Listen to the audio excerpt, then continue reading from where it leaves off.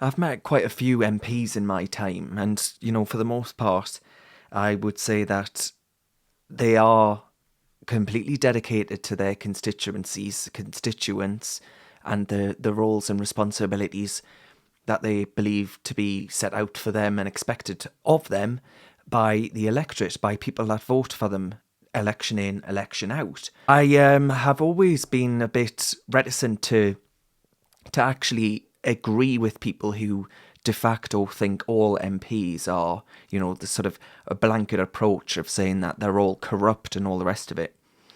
But I'm afraid that they don't do much for their own personal reputations, do they? I mean, this Owen Paterson thing, whilst I think it is incredibly tragic that his wife committed suicide over, as he alleges, he says, over the intrusion in their lives or of the investigation by the Standards Committee. But I am not convinced that, MPs turning around and saying, well, if you actually, so Peter Bottomley, the leader, the father rather of the House, meaning he's the longest serving member of Parliament in that House of Commons. And he said, well, the solution to this is just to pay MPs more. I'm sorry, what? You're on over £81,000 a year. You're in the top 3% of earners in the United Kingdom of Great Britain and Northern Ireland. And you say that the solution for ensuring that you don't have other jobs and, conflict of interest is to pay people more. How much is going to be enough? As I say, top 3% of earners in the UK. How much more do you want, like? And listen, this isn't to say that I reckon all MPs can't have anything else other than their 81k salary, which I maintain is a large salary. I'd be bloody well happy. I don't know about you, with 81,000 quid in my pocket every year. I don't have anything against someone writing a newspaper column, for example. I think it sharpens the mind. It gets you in touch with what people are thinking and the response that you get.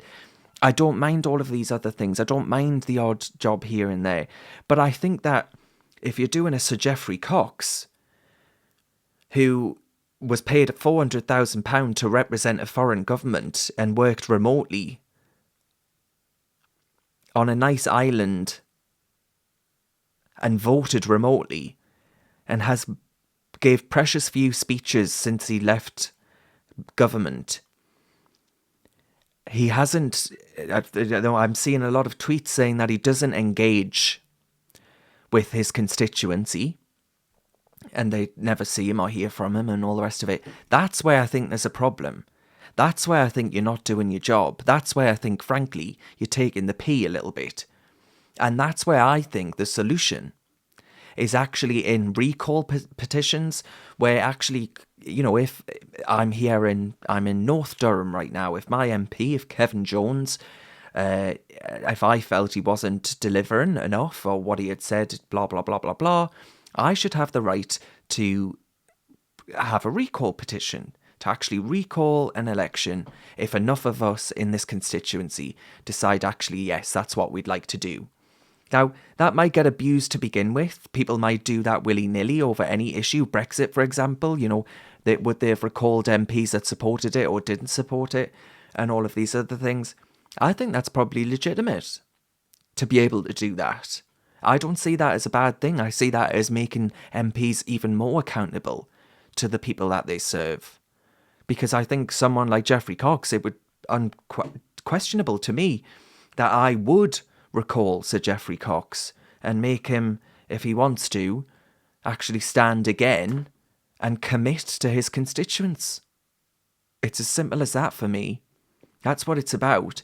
Being an MP is about it's essentially an act of, you are a public servant. You are a servant of the people that vote for you.